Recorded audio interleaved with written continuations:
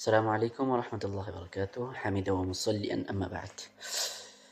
আচ্ছা, এই যে আমরা যে দোয়া করি, এই দোয়া করার ক্ষেত্রে কিন্তু বেশ কিছু শর্ত রয়েছে। যে শর্তগুলো পূর্ণ হলে আমাদের দোয়া কবুল হবে, আর যদি পূর্ণ না হয় তাহলে সেক্ষেত্রে আমরা কিন্তু ঘোড়ার ডিম পাবো, আমাদের দোয়া কিন্তু কবুল করা হবে না।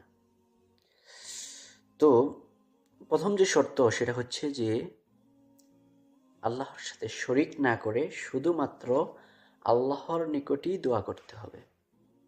তার সাথে সাথে আপনার ইখলাস এবং আপনার দৃঢ় বিশ্বাস থাকতে হবে যে মহান রব্বুল আলামিন আমার দোয়াটাকে কী করবেন, কবুল করবেন।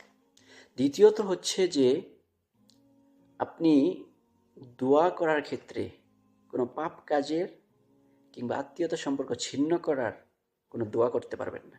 তার সাথে সাথে আপনি যে দোয়া করতেছেন, এই দোয়ার ক্ষেত্রে আপনি তাড়াহুড়া করতে পারবেন না।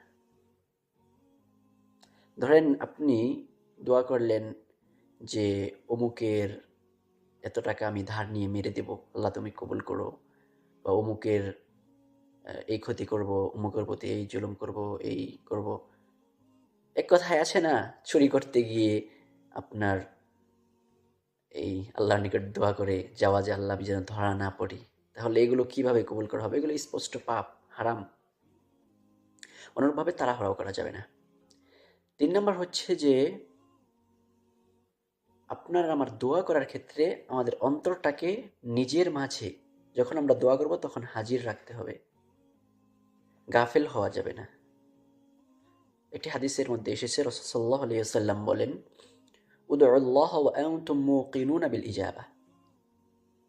তোমরা আল্লাহর কাছে দোয়া করো এমনভাবে যে তোমরা নিশ্চিত আমার দোয়াটাকে সাড়া দেওয়া হবেই হবে।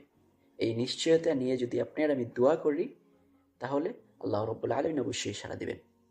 এই ৩টা শর্ত যদি আমরা ঠিক রেখে দোয়া করি তাহলে অবশ্যই মহান রব্বুল আলামিন আমাদের দোয়াটাকে সাড়া দেবেন বিইذنিল্লাহ।